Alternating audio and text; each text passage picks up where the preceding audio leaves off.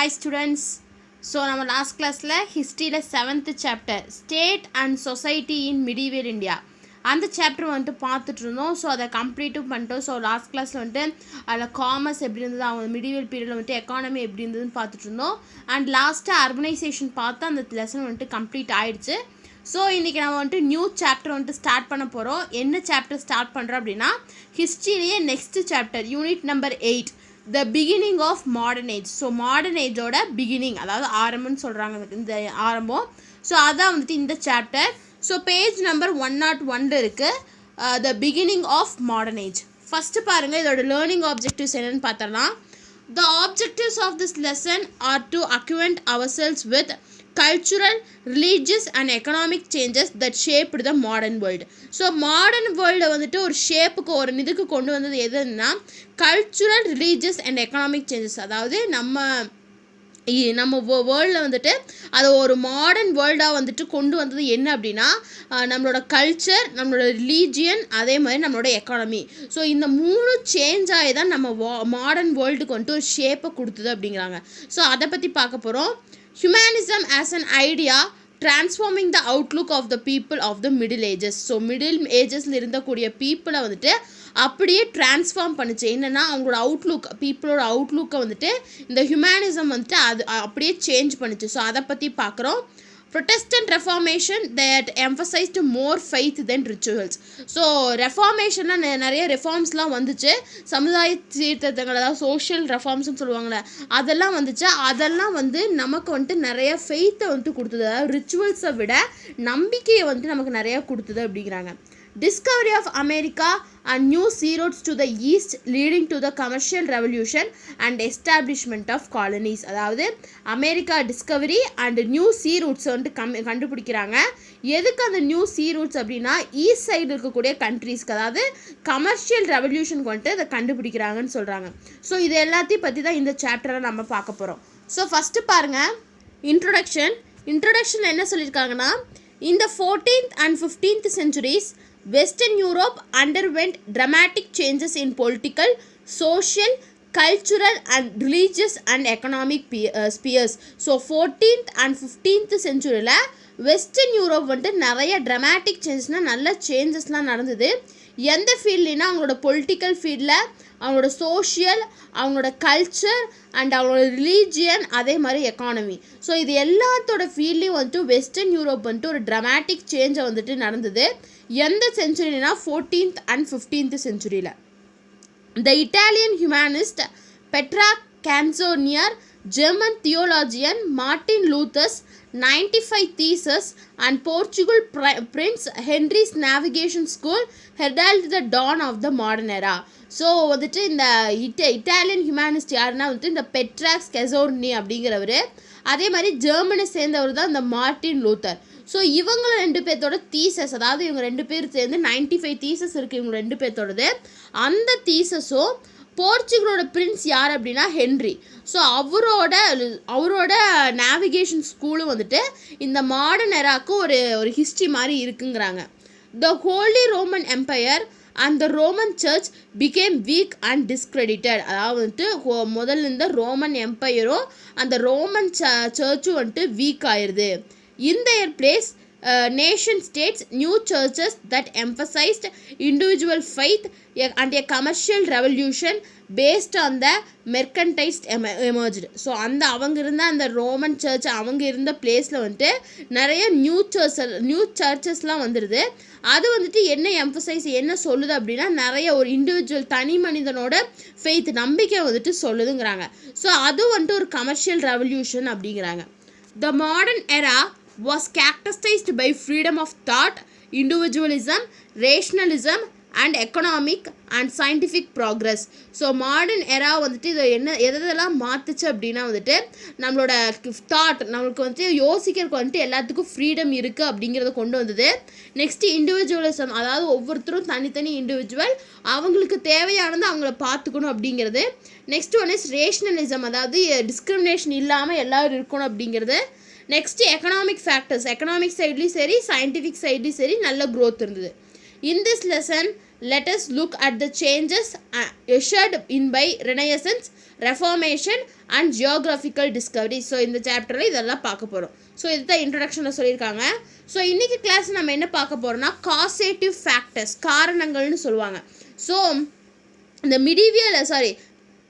இந்த மாடர்ன் ஏஜோட பிகினிங்கில் இருந்தது என்னென்ன அப்படின்னா, எப்படி வந்துட்டு க்ரோ ஆச்சு ட்ரேடு, அந்த மாதிரிலாம் அந்த ட்ரேடு, அந்த டவுன் சிட்டிஸ்லாம் எப்படி க்ரோ ஆச்சு அப்படிங்கிறத அந்த காசேட்டிவ் ஃபேக்டர்ஸில் பார்ப்போம். எப்படி வந்துட்டு க்ரோ ஆச்சு, எப்படி வந்துட்டு வளர்ந்தது, அதோட காரணங்கள் தான் வந்துட்டு காசேட்டிவ் ஃபேக்டர்ஸ்ன்னு சொல்லியிருக்காங்க. ஸோ ஃபஸ்ட்டு பாருங்கள், growth of trade and rise of towns. With the decline of feudalism, Europe was gradually moving towards urbanisation. So வந்துட்டு ஃபெடுலிசம் வந்துட்டு டிக்ளைன் ஆச்சு. நம்ம படித்தோம்ல, முன்னாடி படித்தோம். அதாவது ஃபெடுலிசம் வந்துட்டு ஃபெடுலிசம்னா என்னென்னு சொல்லிட்டு ப்ரீவியஸ் சாப்டரில் படித்தோம். ஸோ ஐ திங்க் 6th சாப்டர்னு நினைக்கிறேன். அந்த சாப்டர் நம்ம படித்தோம். ஸோ அது வந்துட்டு டிக்ளைன் ஆன பிறகு யூரோப் வந்துட்டு கிராஜுவலாக வந்துட்டு அர்பனைசேஷன் வந்துட்டு நடந்துச்சு. அதாவது சிட்டிஸ் வந்துட்டு நிறையா வர ஆரம்பிச்சது.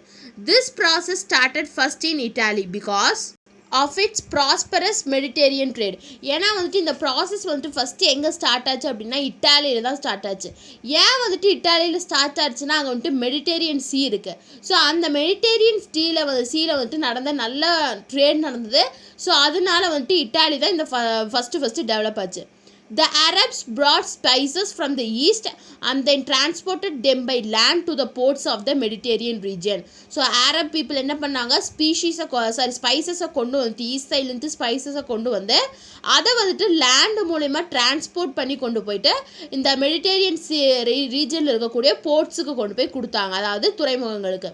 Italian city states such as Venice and Genoa profited immensely from this trade. So இட்டாலியோட ஸ்டேட்ஸ் தான் என்னென்னா வெனிஸ் அண்ட் ஜீனோ அப்படிங்கிறது வந்துட்டு இந்த இட்டாலியில் இருக்கக்கூடிய ஸ்டேட்ஸ். இந்த ரெண்டு ஸ்டேட்ஸுமே நல்லா ப்ராஃபிட் கிடச்சிது இந்த ட்ரேட் மூலிமா. Following the expansion of trade, a strong network of banking and financial institutions to developed in Italy. So அவங்களோட ட்ரேடு வந்துட்டு எக்ஸ்பேண்ட் ஆனது மட்டும் இல்லாமல் ஒரு ஸ்ட்ராங் நெட்வொர்க், எதில் ஸ்ட்ராங் நெட்வொர்க்னால் ஃபினான்ஷியலாகவும் பேங்கிங், அதாவது அந்த ஃபினான்ஷியலாக வந்துட்டு ஒரு சப்போர்ட் வந்துட்டு அவங்களுக்கு இருந்தது. ஸோ அதுவும் வந்துட்டு இட்டாலியை நல்லா டெவலப் பண்ணுது. In this contents new ideas leading to renaissance, reformation and exploration through sea voyages were born. So இந்த டைமில் தான் வந்துட்டு நியூ ஐடியாஸ் எல்லாம் வருது. என்ன அப்படின்னா ரெனயசன்ஸ், ரெஃபார்மேஷன் பண்ணுறது, அதே மாதிரி சி வேஜஸ்னால் வந்துட்டு voyageனால் தெரியும், ட்ராவல் பண்ணுறது. ஸோ சி மூலயமா, அதாவது கடல் மூலயமா ட்ராவல் பண்ணுறது எல்லாமே எப்போ வந்துட்டு வந்ததுன்னா இந்த பீரியடில் தான் வந்ததுன்னு சொல்கிறாங்க. ஸோ இதான் வந்துட்டு growth of trade and rise of town. So first Italy தான் வந்துட்டு நல்லா டெவலப் ஆச்சு.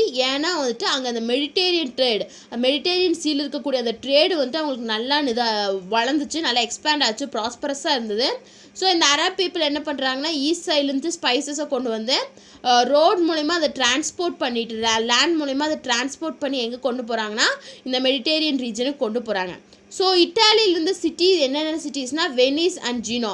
ஸோ இந்த ரெண்டுமே இந்த ட்ரேட்னால ரொம்பவே ப்ராஃபிட்டை பார்த்தாங்க. ஸோ அவங்களோட ட்ரேட் எக்ஸ்பேண்ட் ஆனது மட்டும் இல்லாமல் அவங்களுக்கு அந்த ஃபினான்ஷியல் சப்போர்ட்டும் வந்துட்டு டெவலப் ஆச்சு இட்டாலியில். ஸோ இந்த மீன் டைமில் தான் வந்துட்டு நியூ ஐடியாஸ் எல்லாம் அவங்களுக்கு வர ஆரம்பிச்சுது அப்படின்னு சொல்கிறாங்க. ஸோ இதுதான் ஃபஸ்ட் ஒன். நெக்ஸ்ட்டு பாருங்கள், invention of printing press. So printing press இருக்குல்ல, நம்ம பிரிண்ட் பண்ணுறோம்ல இப்போ இருக்கிறது, எப்படி வந்துட்டு அதை இன்வென்ட் பண்ணாங்க அப்படின்னா, the invention of printing press accelerated the process of modernisation. அதாவது வந்துட்டு இந்த பிரிண்டிங் ப்ரெஸ்ஸை வந்துட்டு இன்வெர்ட் பண்ணதுக்கு அப்புறம் தான் அந்த மாடர்னைசேஷனுங்கிற ப்ராசஸே வந்துட்டு நல்லா ஸ்பீடாக டெவலப் ஆக ஆரம்பிச்சுது. Earlier manuscripts were written by hand on animal skin called velum. So இப்போ நம்மளோட ஓல்டன் டேஸில் நம்ம ஆன்சஸ்டர்ஸ்லாம் என்ன பண்ணுவாங்க, ஹேண்டில் தான் வந்துட்டு ஸ்கிரிப்ட் எல்லாம் எழுதுவாங்க. எதில் எழுதுவாங்கன்னா அனிமலோட அந்த தோலில் வந்துட்டு எழுதுவாங்க. அதைத்தான் என்ன சொல்கிறாங்கன்னா வீலம் அப்படின்னு சொல்கிறாங்க. Only the privileged few could access them. அதுவும் வந்துட்டு எல்லாருமே வந்துட்டு அதை எழுதிட முடியாது, கொஞ்சம் பேருனால தான் அதை எழுத முடியும். Johannes Gutenberg 1394 to 1468 AD invented the printing press in Germany in the middle of the 15th century. So வந்துட்டு ஜானஸ் கட்டன்பர்க்குங்கிறவர் வந்துட்டு அவரோட பீரியட் எப்போன்னா 1394 1468 வரைக்கும். ஸோ அவர் தான் ஃபஸ்ட்டு இந்த பிரிண்டிங் ப்ரெஸ்ஸை வந்துட்டு இன்வென்ட் பண்ணார். எங்கன்னா ஜெர்மனியில், எப்போன்னா 15th centuryயோட middle. The printing press enabled the production of multiple copies of manuscript and they spread all over the Western Europe. So அப்படி பிரிண்டிங் ப்ரெஸ்ஸில் வந்துட்டு நிறைய ஒரு காப்பி எழுதிட்டாங்க அப்படின்னா அதுலன்ட்டு மல்டிபிள் காப்பீஸ் வந்துட்டு வர ஆரம்பிச்சுது ஆஃப் மேனுஸ்கிரிப்ட். ஸோ அவங்க எழுதுறத ஒரு காப்பியிலேருந்து நிறைய காப்பீஸ் வந்துட்டு வர ஆரம்பிச்சுது. அது வந்துட்டு வெஸ்டர்ன் யூரோப் ஃபுல்லாக வந்துட்டு ஸ்ப்ரெட் ஆக ஆரம்பிச்சுது. In less than 50 years after the invention of Gutenberg printing press, about 6 million books had been printed. So less than 50 years அதை அட்டைன் பண்ணுறதுக்கு முன்னாடியே இவர் கண்டுபிடிச்ச அந்த பிரிண்டிங் ப்ரெஸ் மூலிமா 6 million புக்ஸை வந்துட்டு இவங்க பிரிண்ட் பண்ணுறாங்க. The invention of printing press not only spread knowledge widely but also promoted critical thinking. So வந்துட்டு இந்த பிரிண்டிங் ப்ரெஸ்ஸை வந்துட்டு இன்வென்ட் பண்ணதுக்கப்புறம் ஒன்லி நாலேஜ் மட்டும் ஸ்ப்ரெட் ஆகலை, கிரிட்டிக்கல் அதாவது திங்கிங் கெப்பாசிட்டி வந்துட்டு ஸ்ப்ரெட் ஆச்சு, அதை ப்ரொமோட் பண்ணிச்சு அப்படிங்கிறாங்க. ஸோ இன்வென்ஷன் ஆஃப் பிரிண்டிங் ப்ரெஸ்ன்னு பார்க்கும்போது இந்த பிரிண்டிங் ப்ரெஸ்ஸை வந்துட்டு யார் ஃபஸ்ட்டாக கண்டுபிடிக்கிறாங்க, இந்த அதாவது பிரிண்டிங் ப்ரெஸ் வந்ததுக்கு இன்வென்ட் பண்ணதுக்கு அப்புறம் தான் மாடர்னைசேஷன் இந்த ப்ராசஸே வந்துட்டு ரொம்ப ஸ்பீடாக வந்துட்டு டெவலப் ஆக ஆரம்பிச்சுது. ஸோ இயர்லியர் டைம்ஸ் நம்மளோட ஓல்டன் டேஸில் வந்துட்டு ஒரு அனிமலோட ஸ்கின்ல தான் வந்துட்டு அந்த ஸ்கிரிப்ட்ஸை வந்துட்டு கையால் எழுதுவாங்க. ஸோ அதைத்தான் நம்ம என்ன சொல்கிறோன்னா வீலம் அப்படின்னு சொல்கிறோம். இது எல்லாத்தினாலும் எழுதிட முடியாது, யாராச்சும் ரொம்ப நல்லா எழுத தெரிஞ்சவங்களால மட்டும்தான் எழுத முடியும். ஸோ ஜானஸ் கட்டன்பர்கருங்கிறவர் எந்த இயர்னா 1394 to 1468 இவரோட பீரியட். ஸோ அவர் வந்துட்டு ஒரு பிரிண்டிங் ப்ரெஸ்ஸை வந்துட்டு இன்வென்ட் பண்ணுறாரு. எங்கன்னா ஜெர்மனியில். எப்போ அப்படின்னா வந்துட்டு 15th centuryயோட மிடில். ஸோ இந்த பிரிண்டிங் ப்ரெஸ் வந்துட்டு நல்ல ப்ரொடக்ஷன், அதாவது ஒரு மேனுஸ்கிரிப்ட் இருக்குன்னா அது வந்துட்டு மல்டிபிள் காப்பீஸை நம்மளால் எடுத்துக்க முடியும். அது வந்துட்டு வெஸ்டர்ன் யூரோப் ஃபுல்லாக ஸ்ப்ரெட் ஆகுது. ஸோ 50 years அந்த பிரிண்டிங் ப்ரெஸ் அட்டைன் பண்ணுறதுக்கு முன்னாடியே அந்த பிரிண்டிங் ப்ரெஸ் வந்துட்டு 6 million புக்ஸை வந்துட்டு பிரிண்ட் பண்ணியிருக்கு. ஸோ இந்த இந்த இந்த பிரிண்டிங் ப்ரெஸ்ஸோட இன்வென்ஷன் வந்துட்டு நாலேஜை மட்டும் ஸ்ப்ரெட் பண்ணாமல் திங்கிங் கெப்பாசிட்டியும் ப்ரொமோட் பண்ணுன்னு சொல்கிறாங்க. ஸோ இதான் வந்துட்டு invention of printing press. Third factor என்னென்னா fall of Constantinople. So Constantinople வந்துட்டு ஃபால் ஆக ஆரம்பிக்குது. In 1453 AD, Constantinople, the capital of Byzantine Empire, was captured by the Ottoman Turks. So வந்துட்டு 1453 ADயில் கான்ஸ்டன்டினோப்பிள், அதாவது கேபிட்டல்னா பைசாண்டைன் எம்பையர், அதாவது capital of Byzantine empire was captured by the Ottoman Turks. So Ottoman டர்க்ஸ்னால அவங்க வந்துட்டு அதை கேப்சர் பண்ணிடுறாங்க. This acted as a catalyst for the birth of Renaissance. So இதுதான் வந்துட்டு ஒரு கேட்டலிஸ்ட், அதாவது தூண்டுது, அதாவது ரெனேசன்ஸ் வர்றதுக்கு வந்துட்டு இது வந்துட்டு தூண்டுது.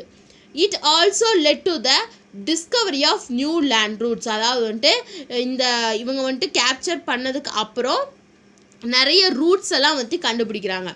Following the Turkish occupation, a number of scholars, artists and artisans left Constantinople, which was for many centuries the cultural capital of western world to the Italian city states. So இதனால் என்ன இருக்குன்னா இந்த new சீ ரூட்ஸ்லாம் கண்டுபிடிக்கிறாங்க. So அதை follow பண்ணி Turkish occupation வந்துட்டு வருது. So அந்த டர்க்கிஷ் ஆக்குபேஷன் வந்த பிறகு நிறைய ஸ்காலர்ஸு, ஆர்டிஸ்ட்டு எல்லாருமே வந்துட்டு கான்ஸ்டன்டினோப்பிளை விட்டுட்டு போயிடுறாங்க. ஸோ இது வந்துட்டு எப்போ வரைக்கும் நடக்குதுன்னா நிறைய மெனி சென்ச்சுரிஸ் இது இருக்குது. Many centuries the cultural capital of western world to the Italian city. So அவங்க வந்துட்டு வெஸ்ட் சைடுன்ட்டு இட்டாலியன் சிட்டிஸ்க்கு வந்துட்டு அவங்க மைக்ரேட் ஆகி போயிடுறாங்க அப்படின்னு சொல்கிறாங்க. ஸோ இதான் third one, fall of Constantinople. So இந்த கான்ஸ்டன்டினோப்பிள் ஃபால் ஆனதுக்கு அப்புறம் தான் ரினைசன்ஸ் அப்படிங்கிறதே வந்துட்டு வருது. அதாவது இந்த கான்ஸ்டன்டினோப்பிள் ஃபால் தான் வந்துட்டு ஒரு கேட்டலிஸ்ட்டாக இருக்குது, அதாவது தூண்டுது. ரினைசன்ஸ் அப்படிங்கிற அந்த மூமெண்ட் வரக்கே இதுதான் ஒரு காரணமாக இருக்குதுன்னு சொல்கிறாங்க. ஸோ ரினைசன்ஸ் வந்துட்டு நாளைக்கு கிளாஸில் பார்க்கலாம். இதை ஸ்டார்ட் பண்ணால் அது வந்துட்டு முடிச்சா தான் உங்களுக்கு புரியும். ஸோ இதை வந்துட்டு நான் நாளைக்கு கிளாஸில் ஸ்டார்ட் பண்ணலாம். ஸோ உங்களுக்கு இன்றைக்கி இன்றைக்கி வந்துட்டு நம்ம டவுட் இருந்தால் கமெண்ட் பண்ணுங்கள். ஸோ இன்றைக்கி கிளாஸில் வந்துட்டு நம்ம நியூ சாப்டர் வந்துட்டு ஸ்டார்ட் பண்ணியிருக்கோம். என்ன சாப்டர்னால் பிகினிங் ஆஃப் மாடர்ன் ஏஜ் அந்த சாப்டர். ஸோ ஸ்டார்ட் பண்ணி இன்ட்ரடக்ஷன் பார்த்தோம், காசேட்டிவ் ஃபேக்டர்ஸ் 3 ஃபேக்டர்ஸ் பார்த்தோம், அதாவது growth of trade and rise of towns. Second one is invention of printing press. Third one is fall of Constantinople. So இதனால தான் இந்த கான்ஸ்டன்டினோலோட ஃபால்னால தான் Renaissance அப்படிங்கிறதே வந்துட்டு தோன்றுச்சு அப்படின்னு பார்த்தோம். ஸோ நம்ம நெக்ஸ்ட் கிளாஸில் வந்துட்டு ரினைசன்ஸ்னால் என்ன, ஏன் வந்துட்டு இத்தாலியில் தான் வந்துட்டு ரினைசன்ஸ் வந்துட்டு எப்படி பிறந்துச்சு, என்ன காரணம் அப்படின்னு பார்க்குறோம். நெக்ஸ்ட் அதோட இம்பேக்டெல்லாம் என்ன, அதோட எஃபெக்ட்லாம் என்னன்னு சொல்லிட்டு நெக்ஸ்ட் கிளாஸில் பார்க்கலாம். உங்களுக்கு ஏதாச்சும் டவுட் இருந்தால் கமெண்ட் பண்ணுங்கள். இந்த வீடியோ கிளாஸ் பிடிச்சிருந்தா லைக் பண்ணுங்கள், ஷேர் பண்ணுங்கள், சப்ஸ்கிரைப் பண்ணுங்கள். தேங்க்யூ.